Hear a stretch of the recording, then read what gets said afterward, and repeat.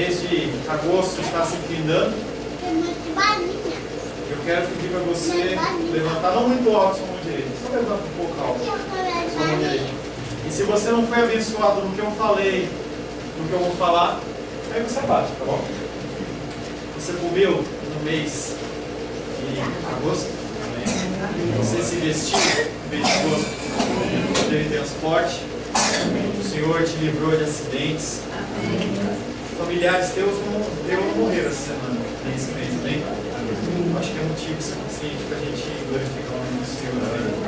Senhor, Tu és bom, Tua misericórdia dura para sempre, Pai. O Senhor tem nos guardado, independente, Pai querido, da nossa condição de pecado, de erros, de falhas. O Senhor tem olhado para nós com misericórdia. O Senhor tem, Pai querido, nos contado, junto com os justos, aqueles que o Senhor promete a provisão. E nós te louvamos por isso. Nada vem de nós, Pai. Tudo provém do Senhor. E nós te agradecemos, porque mesmo sem merecer, o Senhor tem cuidado de nós. Te louvamos, Pai, em nome de Jesus. Amém. Glórias ao Senhor. Estou feliz essa semana, porque o Senhor ele tem nos abençoado e toda semana eu tenho uma notícia nova do site para vocês. Alguns podem não entender muito bem, em especial os mais idosos que não têm contato tanto com a internet, mas eu vou tentar ser o mais transparente possível para você entender o que está acontecendo. Eu falei já para alguns isso. Essa semana eu recebi um e-mail de uma pessoa que...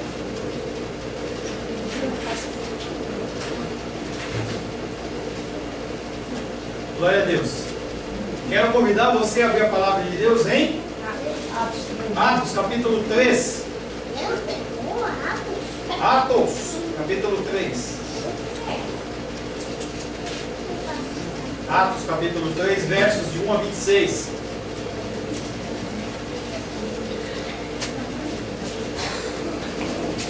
Livro escrito pelo apóstolo Lucas.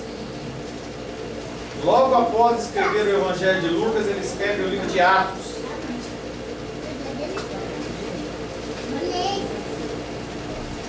Atos capítulo 3, versos de 1 a 26, diz o seguinte: Pedro e João subiam ao templo para a oração da hora nona.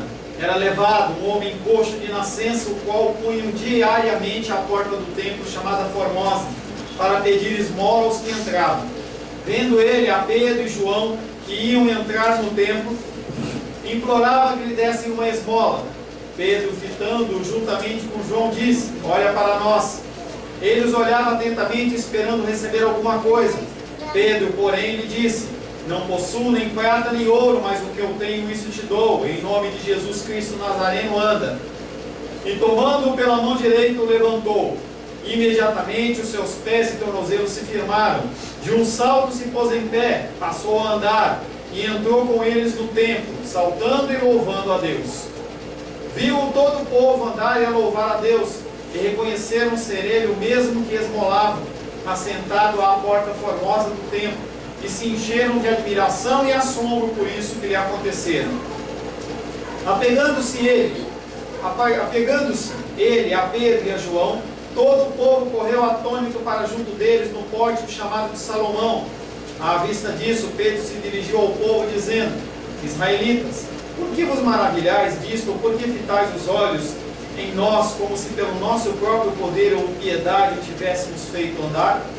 O Deus de Abraão, de Isaque e de Jacó, o Deus de nossos pais, glorificou o seu servo Jesus, a quem vós traístes e negastes perante Pilatos, quando este havia decidido soltá-lo.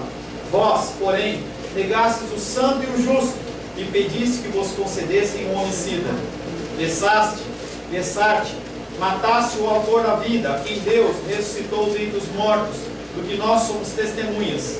Pela fé em o nome de Jesus, é que esse mesmo nome fortaleceu a este homem que agora vedes e reconheceis. Sim, a fé que vem por meio de Jesus deu a este saúde perfeita na presença de todos vós.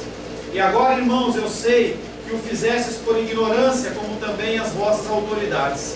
Mas Deus assim cumpriu o que dantes anunciara por boca de todos os profetas, que o seu Cristo havia de padecer.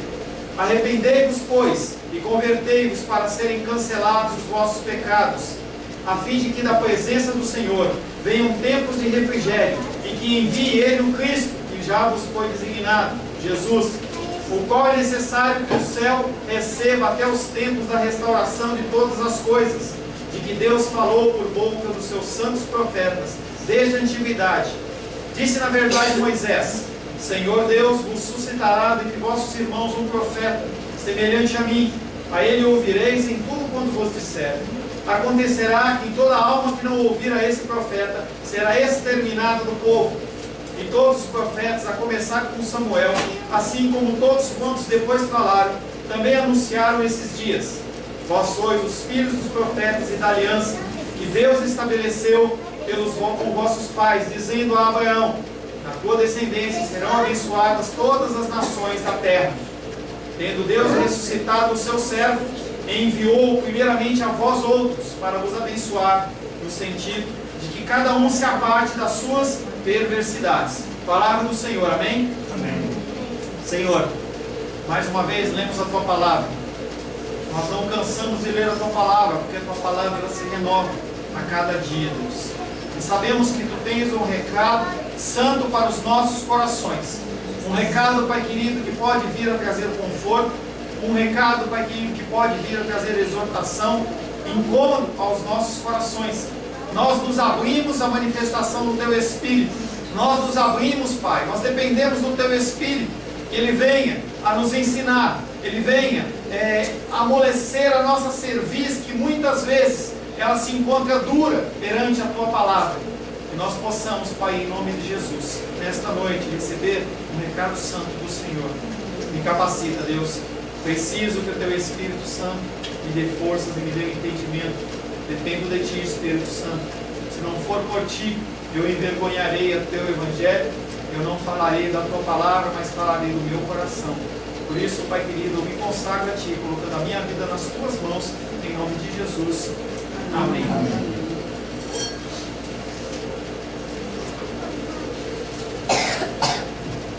Glórias a Deus. O título dessa mensagem é o Discurso de Pedro, parte 1. Nós entramos no verso 11 e nós vamos nesta noite até o verso 15, se Deus assim o permitir. Já falamos bastante sobre o início desse texto, em que Pedro e João estão subindo para a hora nona ao templo para orar, e eles encontram na porta do templo Formosa uma pessoa coxa, uma pessoa paralítica, uma pessoa que não tinha movimento nas pernas. Por 40 anos, aquele homem, desde a sua nascença, ele era colocado como um pedinte, como uma pessoa para esmolar, para buscar o seu alimento, o seu vestuário, buscar a sua provisão através da benignidade e da misericórdia das pessoas. E aí, naquele momento, o apóstolo Pedro e João se deparam com aquele homem e dizem a célebre frase: não tenho ouro nem prata, mas o que eu tenho te dou. Em nome de Jesus Cristo Nazareno, amém. E o que ninguém esperava aconteceu. O coxo levanta e começa a pular de alegria. Ele começa a saltar como um bezerro. Porque a palavra de Deus diz que depois da manifestação do Senhor Jesus, as pessoas seriam libertas, seriam salvas, e elas pularão como bezerro. Não há problema nenhum em você pular na presença do Senhor. Você mostrar ao Senhor a sua alegria. E a Irmã dos Reis fala: realmente, a gente tem que servir ao Senhor com alegria. É um privilégio. Para mim é um privilégio estar na presença de vocês, estar aqui na frente. É uma grande honra e também uma grande responsabilidade. E eu falava hoje pela manhã, eu venho para a igreja todos os dias temendo e tremendo. Porque se eu ousar achar que alguma coisa que está acontecendo é por minha causa, ou se eu achar que é porque eu sou bom demais, ou porque eu sou professor de uma faculdade, ou porque eu estudei, ou porque qualquer dessas coisas, ou qualquer outra coisa, se eu vier a me engrandecer, a pior coisa que pode acontecer é o Senhor deixar eu continuar ministrando e eu continuar ministrando. Muitas pessoas elas têm sido enganadas, muitos pastores e líderes eles têm sido enganados. Pessoas têm abandonado o chamado de embaixador de Cristo para ir para a política. Eu acho isso tão difícil de entender. Eu abri mão de cuidar de pessoas, eu abri mão de cuidar de vidas, eu abri mão do meu ministério, de um chamado que você só aceita porque vem do Senhor, para eu enveredar por outros cargos. Eu lembro que assim que eu me converti, tinha um pastor lá em São Paulo que eu comecei a congregar com ele, logo depois acabei saindo. E quando eu voltei para pedir a bênção para ele pela minha saída, eu descobri que aquele homem tinha abandonado o ministério e ele trabalhava com vendas. Fiquei tão triste, uma pessoa capacitada pelo Senhor, mas que não encontrou o alento, não encontrou as forças necessárias para seguir. Então, se você está aqui, se eu estou aqui, é pela graça e misericórdia do Senhor. Atos capítulo 3, verso 11 diz: como ele não largasse a Pedro e a João, todo o povo correu espantados para junto deles, no pórtico chamado de Salomão. Pedro e João tinham ido para o templo para orar. Eles já tinham executado aquele milagre perante aquele coxo, mas eles tinham ido para orar. E eles, quando eles tentam entrar para orar, eles começam a adentrar pelo saguão, que chamava-se o saguão dos gentios, e eles iam para o templo realmente para adorar ao Senhor. Aquele homem cola neles, aquele homem quer estar pertinho deles. Situação semelhante ao endemoniado gadareno, quando ele é liberto das suas cadeias, ele quer ficar perto de Deus, quer ficar perto de Jesus, ele não quer sair de perto. Normalmente, quando nós recebemos uma bênção do Senhor, a gente quer ficar perto. E esse homem queria ficar pertinho de Pedro e João. Ele talvez não tivesse entendido muito bem o que estava acontecendo, mas ele não tinha explicação para aquilo. A única coisa que ele podia fazer era ficar aqui perto desses homens. Se acontecer alguma coisa, eles podem explicar. Eu não posso explicar. Aquele homem não estava detendo eles, mas queria estar junto deles. E acontece uma coisa interessante: as pessoas que estavam no templo, as pessoas que estavam ali naquela região, elas correm e fazem uma volta. Eu não sei se você já foi lá em São Paulo, as meninas foram lá em São Paulo. Tem muito disso, no centro da cidade, aqui na Praça do Relógio também tem. A pessoa começa a fazer um show, começa a fazer alguma coisa, e um grupo de pessoas se aglomera para ver o que está acontecendo. E os que estão passando por fora não sabem nem o que está acontecendo, mas ficam curiosos também. E isso acontece naquele lugar, chamado Pórtico de Salomão. Um lugar que Cristo também passou. João 10, 22 a 23 diz: celebrava-se em Jerusalém a festa da dedicação, era uma festa, era inverno, e Jesus passeava no templo, no Pórtico de Salomão. Era um lugar grandão, era um lugar composto de 162 colunas, um teto de cedro, era como se fosse um grande auditório onde as pessoas ali estavam. Só que acontece que aqueles homens, eles não procuram Deus de Israel. Você vai ver que na sequência do texto, que aqueles homens, eles começam a olhar para Pedro e João espantados, como se eles tivessem feito alguma coisa.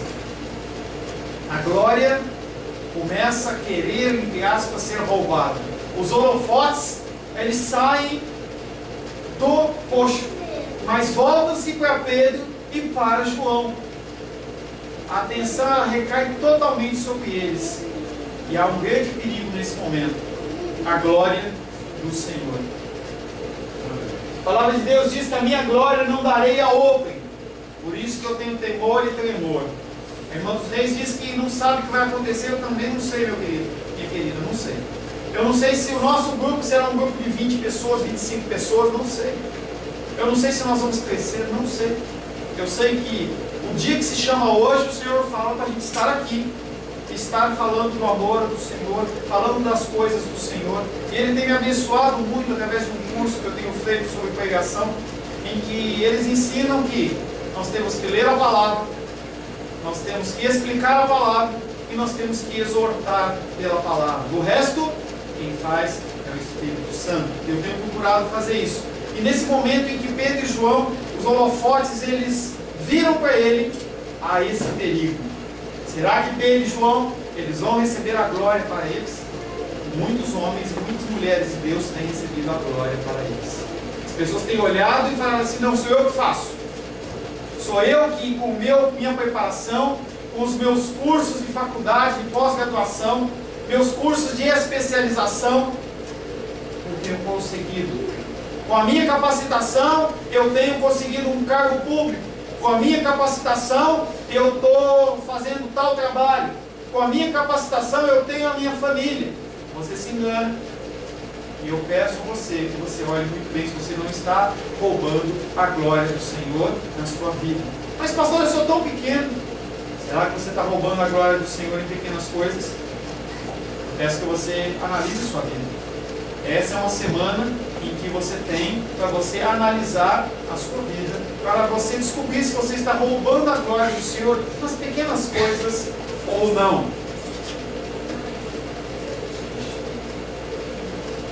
Atos 3,12 diz o seguinte: ao ver isso, Pedro se dirigiu ao povo. Ver o quê? Essas pessoas correndo para ele. Ao ver isso, Pedro se dirigiu ao povo e começa o discurso dele dizendo: israelitas, por que vos espantais do que está acontecendo? Ou por que fixais os olhos em nós, como pelo nosso próprio poder ou piedade tivéssemos feito este homem andar?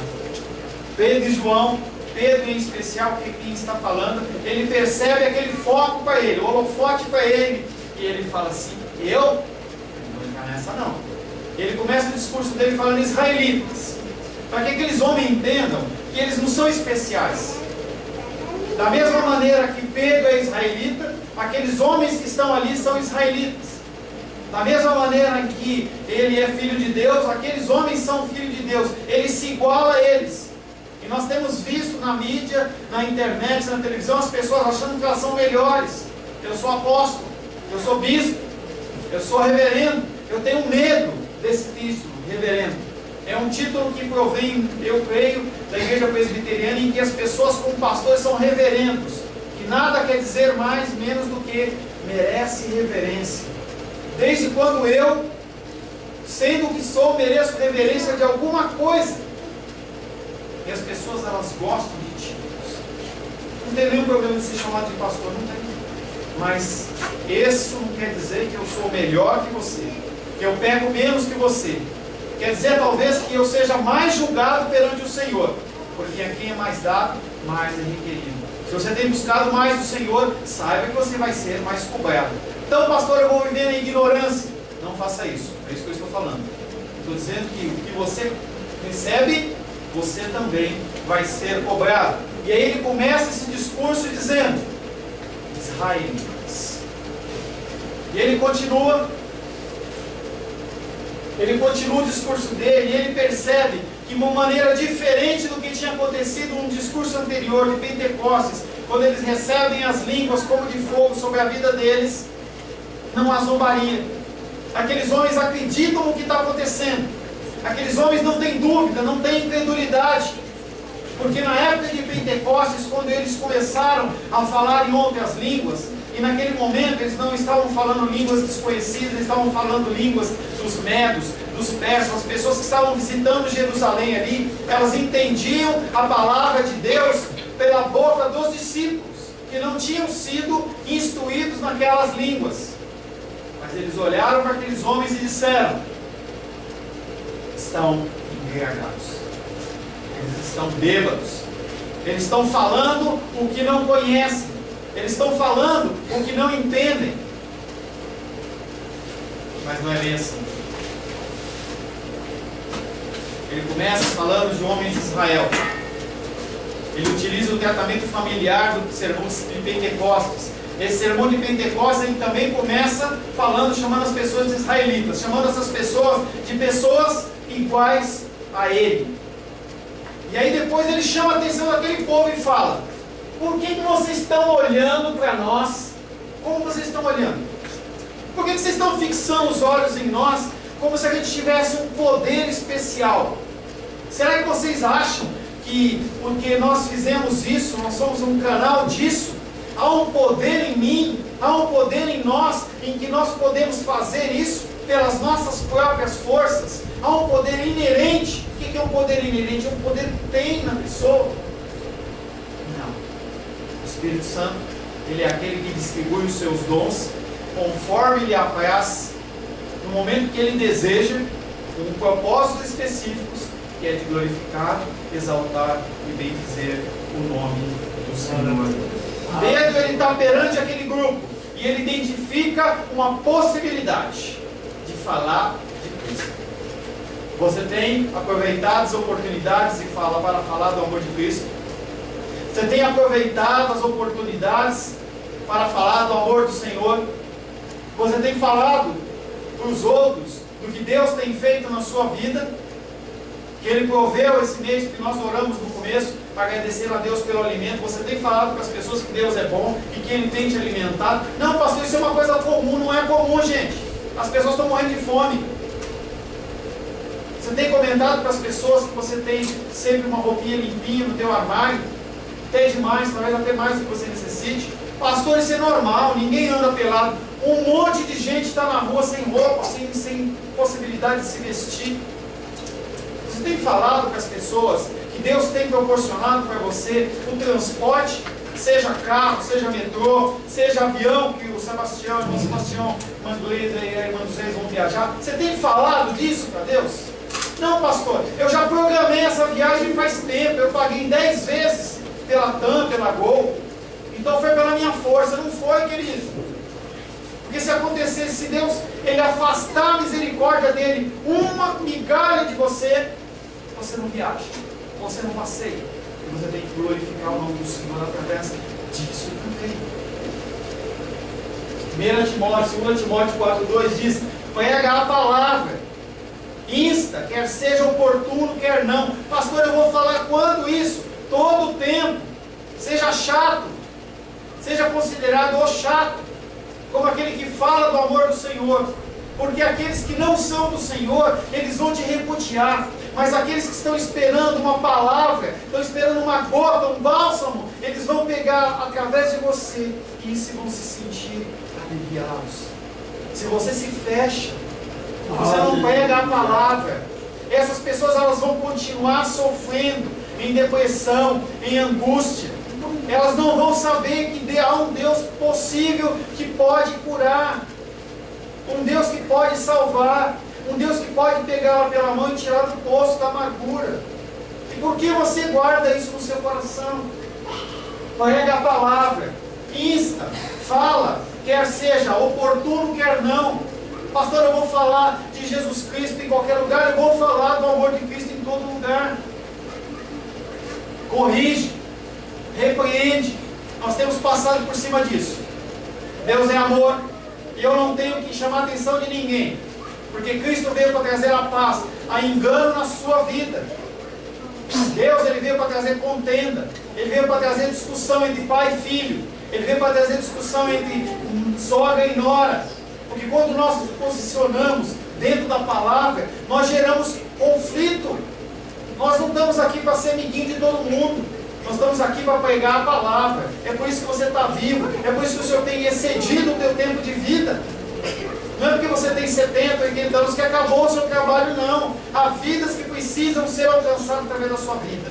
Por isso, fala, seja tempo, seja não seja tempo. Corrige, repreende, exorta, mas com toda a longanimidade, com toda a paciência, com todo o amor. E segundo o teu coração, segundo a tua experiência, segundo o que você acha, Atos 3:13 e 14. O Deus de Abraão, de Isaac e de Jacó, o Deus de nossos pais, glorificou seu servo Jesus, que vós entregastes a Pilatos, que decretava a sua libertação.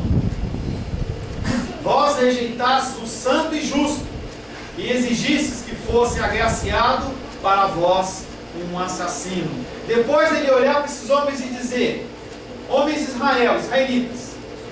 Depois ele tirar o foco deles e colocar o foco em Deus, ele continua falando de um Deus de Abraão, um Deus de Isaac e um Deus de Jacó. Ele não está falando em deuses fariseus, filisteus, jebuseus. Ele não está falando de religião. Ele está falando do Deus de Abraão, o Deus de Isaac e o Deus de Jacó. O mesmo Deus dele e o mesmo Deus daquela plateia. O mesmo Deus meu e o mesmo Deus de vocês que ouvem aqui nessa noite. Interessante que no texto em Êxodo capítulo 3, verso 6, quando o Senhor se apresenta a eles, a Moisés, ele se apresenta: eu sou o Deus do teu pai, o Deus de Abraão, o Deus de Isaac, o Deus de Jacó. Não é um Deus desconhecido, é um Deus que é o grande eu sou. Ele insere Jesus Cristo na linha dos patriarcas. O apóstolo Pedro começa a complicar o seu discurso, mas ele começa a mostrar para aquelas pessoas o que eles fizeram. Houve pecado, houve morte e eles são culpados. Ele começa a explicar isso. E ele fala: Deus glorificou a Jesus, a quem Pedro chama de servo. Verso 13 e 14, ele chama Jesus Cristo de servo, para lembrar os seus ouvintes a profecia de Isaías 52, verso 13. Eis que o meu servo procederá com prudência, será exaltado e elevado, e será muito sublime. E ele fala assim: esse Jesus que vocês mataram, esse Jesus que vocês entregaram, esse Jesus que vocês negaram, ele é o mesmo Jesus lá de Isaías. O mesmo Jesus que o Deus de Abraão, de Isaac e de Jacó disse que iria vir. O mesmo Deus que disse através de Moisés que viria um profeta semelhante a ele e que eles deveriam ouvi-lo. E se não ouvissem, seriam extirpados da linhagem de Israel, da terra de Israel. Eles precisam saber que Jesus Cristo, ele está na linhagem messiânica. Esse Jesus Cristo que foi morto, ele é Deus. Ele é o Messias que foi entregue. E aí ele olha e fala: por que ele vai ser levantado? Para que esse Jesus Cristo ele foi levantado? Primeiro na palavra. Tudo que aconteceu, tudo que acontece na palavra, ela é amarrada. Não é uma coisa que acontece de qualquer maneira. Jesus Cristo tinha que ser levantado. Os judeus, eles são responsáveis pela morte de Jesus. E o fardo da morte é colocado sobre os ombros certos. E aqueles homens começam a ouvir aquele testemunho que antes era uma curiosidade, mas eles começam a sentir o peso da acusação. Essa palavra de Pedro não é de conforto. Essa palavra de Pedro não é palavra de consolo. É uma palavra dizendo: vocês mataram o autor da vida. Vocês mataram aquele que em Gênesis criou todas as coisas. Aquele por quem todas as coisas foram criadas. Por ele, por meio dele e para ele foram criadas. Vocês mataram eles. Vocês mataram ele. E vocês não mataram de qualquer maneira. Havia um Pilatos em que ele colocou duas opções para vocês. E a gente lê na nossa Bíblia: o ladrão. O ladrão Barrabás, ele não era ladrão. Ele era assassino, ele era estuprador, ele era a pior laia de pessoas. Ladrões não eram crucificados. Quem era crucificado eram pessoas que faziam coisas abomináveis. As coisas que você vê na televisão aí abomináveis, que você arregala os seus olhos, era o que Barrabás fazia.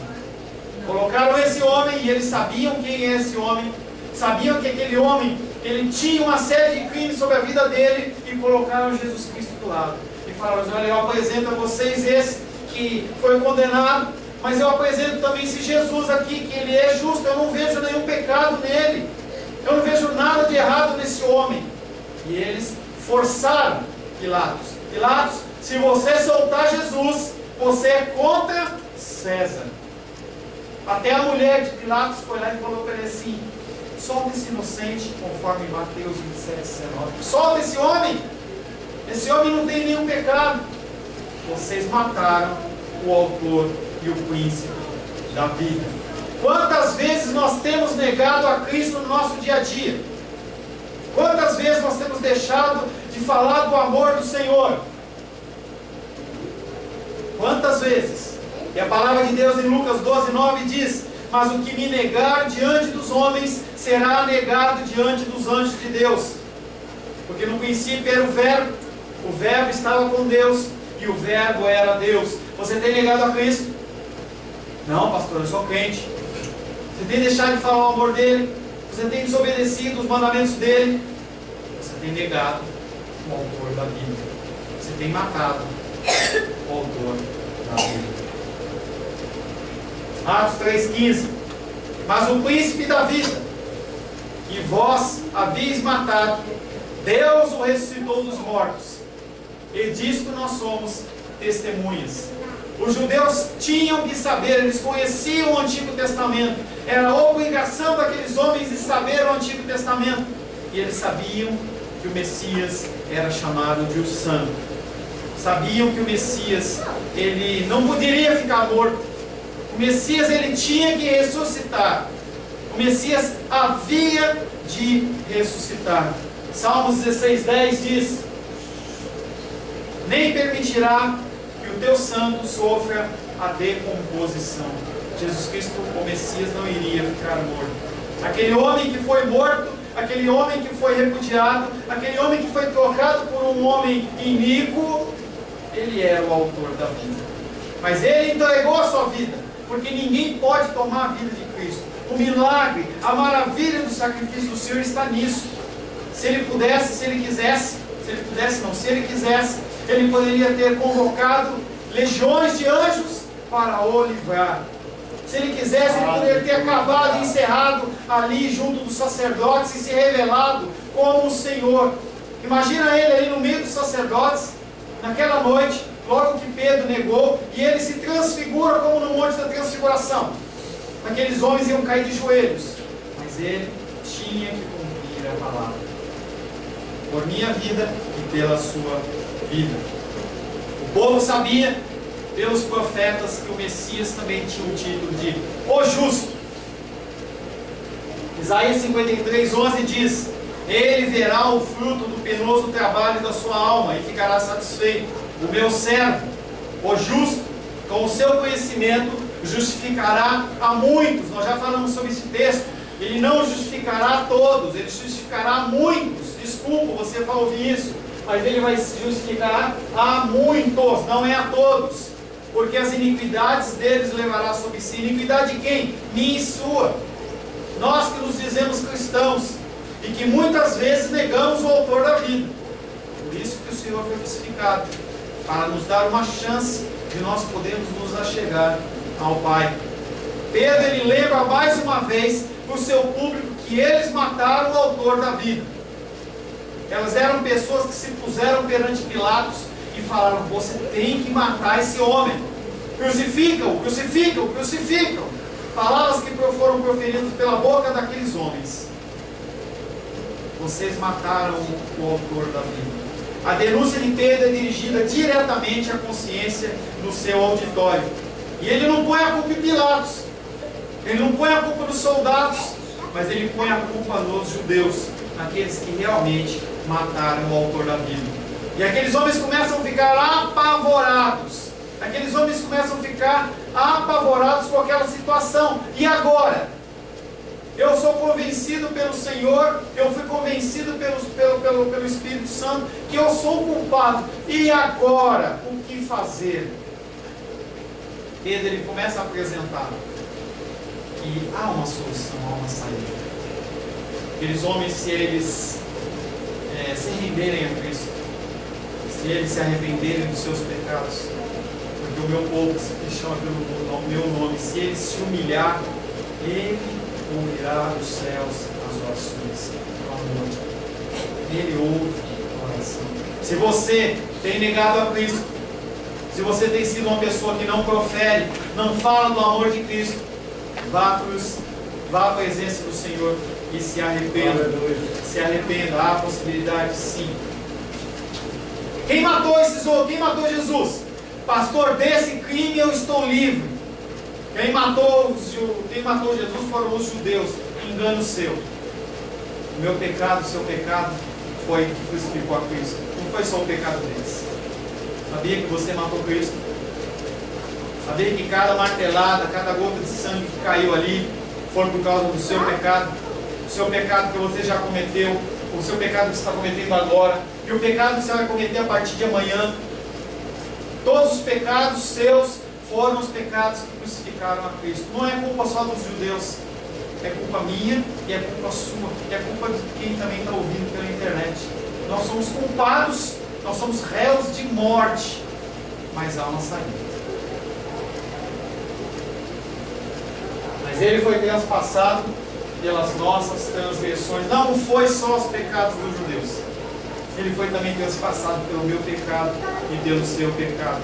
Ele foi moído pelas minhas iniquidades, pelas iniquidades dos judeus e pelas suas iniquidades. E o castigo que nos traz a paz estava sobre ele. E pelas suas pisaduras fomos sarados. Olha para Jesus.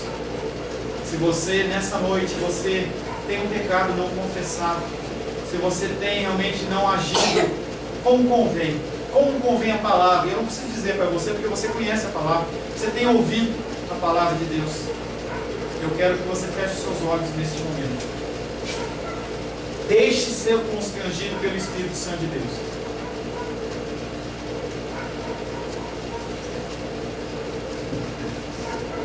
Senhor,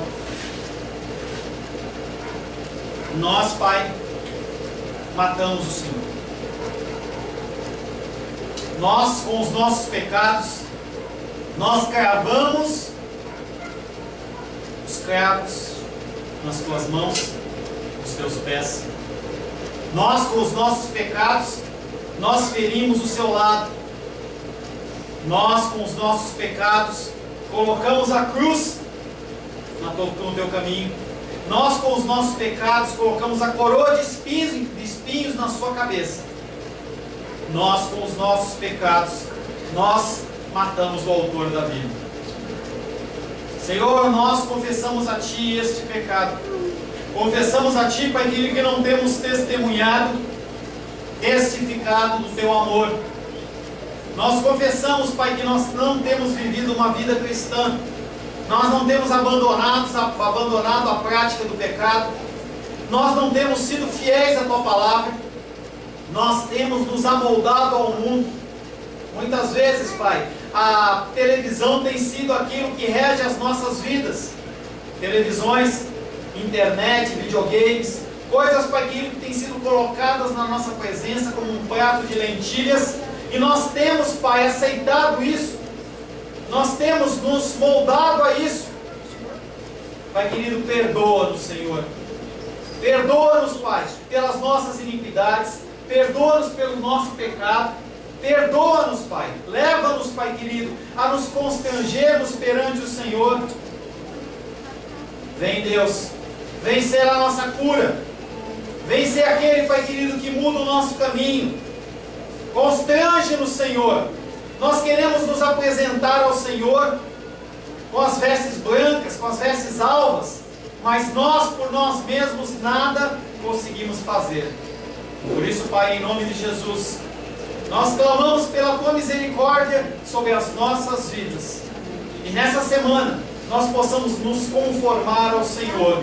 Amém. Em nome de Jesus. Amém. Glórias ao Senhor.